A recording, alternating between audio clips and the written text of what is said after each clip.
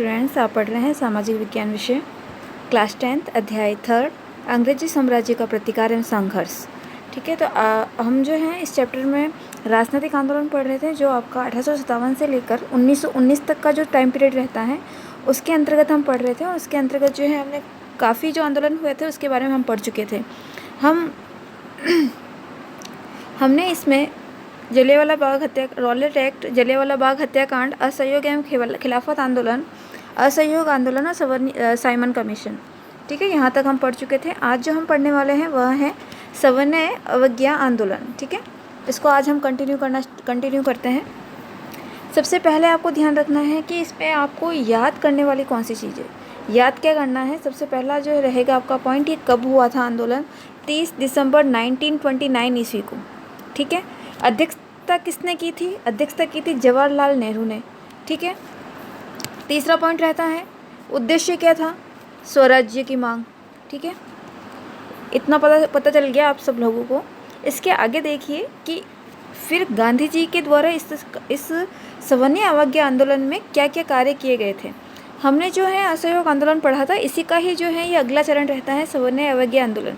जो हमने पॉइंट्स पढ़े थे असहयोग आंदोलन में, वही जो चीज़ें हैं उसका थोड़ा एक स्टेप आगे करके जो है इन्होंने जो है अपना कार्य जो किया है कि असहयोग जो भी गवर्नमेंट, जो ब्रिटिश सरकार की गवर्नमेंट थी, उनका सहयोग करना बंद कर दिया गया था।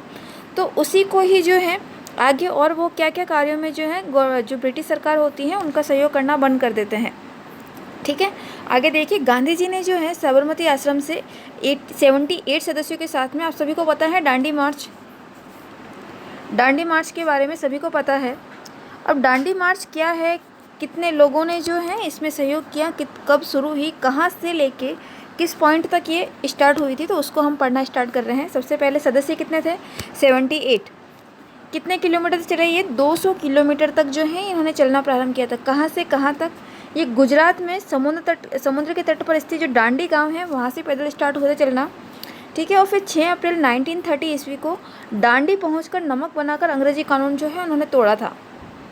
ठीक है, नमक पर उस समय इतना अधिक कर लगा चुके थे उस समय कि व्यक्तियों द्वारा नमक खाना इम्पॉसिबल हो गया था, पॉसिबल नहीं रहा था कि वह जो है नमक, जैसे एक हम कहते हैं कि आज के ज़माने में जो है हम सबसे सस्ता जो देखते हैं नमक, इतना सस्ता मिलता है नमक, वो उस समय जो है नमक को जो उस पर इतना कर लगा दिया था कि लोग जो हैं, व्यक्ति जो है नमक जो है उन ले ही नहीं पा रहे थे, खरीद नहीं पा रहे थे, ना उसको खा पा रहे थे।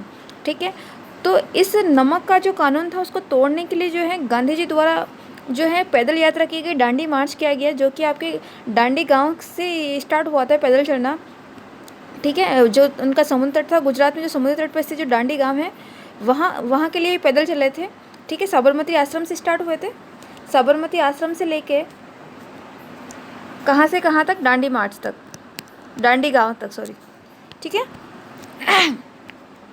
यहाँ पहुँचते हैं और वहाँ पर जो है वहाँ पर पहुँचकर जो है ये नमक कानून जो है तोड़ते हैं।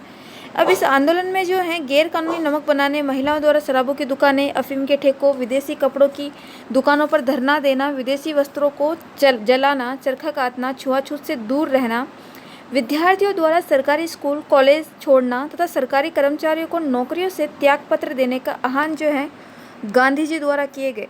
ये सारे पॉइंट्स जो हैं आपको पता होने चाहिए। सविनय अवज्ञा आंदोलन के दौरान क्या क्या कार्य किए गए गांधी जी के द्वारा।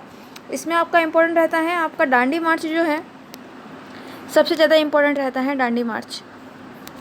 ठीक है, तो दांडी मार्च को आपको अच्छे से ध्यान रखना है, इनकी डेट और कहाँ से कहाँ तक थी और कितने सदस्य थे? 78 सदस्य थे।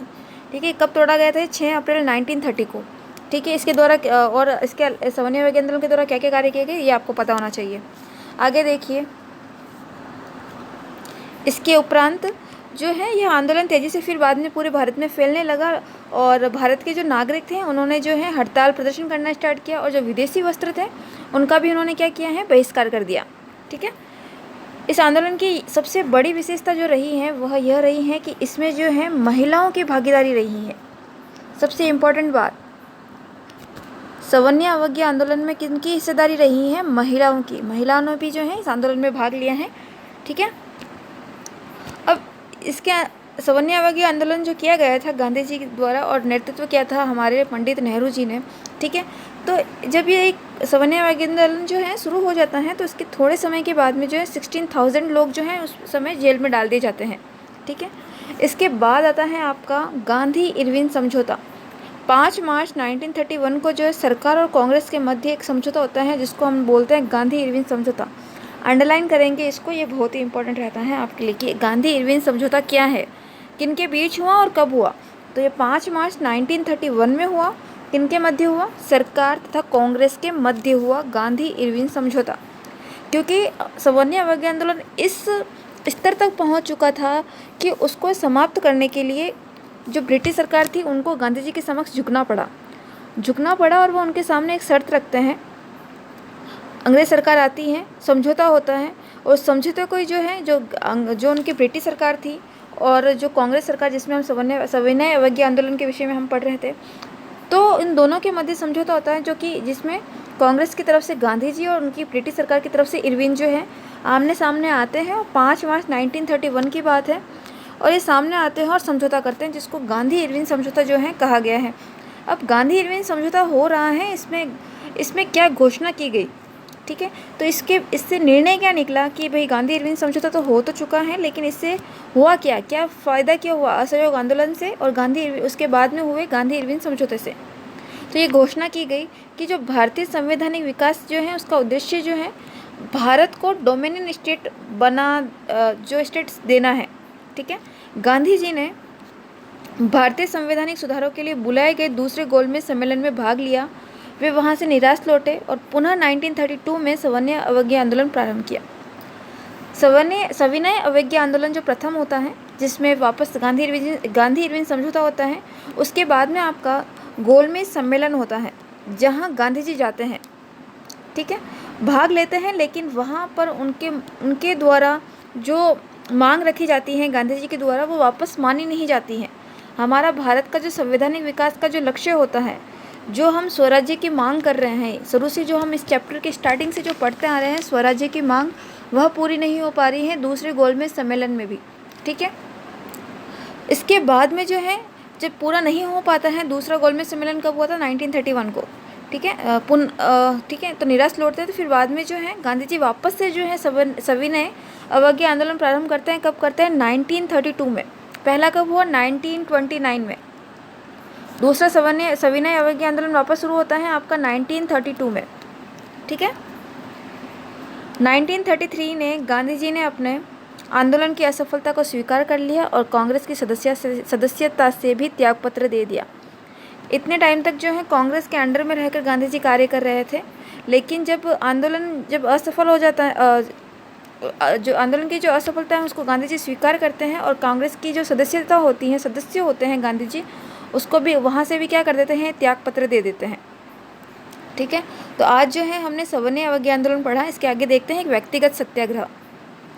द्वितीय विश्व युद्ध प्रारंभ हो गया था उस समय। भारत को युद्ध में सम्मिलित करने के खिलाफ देश के विभिन्न भागों में जो है हड़ताल व प्रदर्शन किए जा रहे थे। ब्रिटिश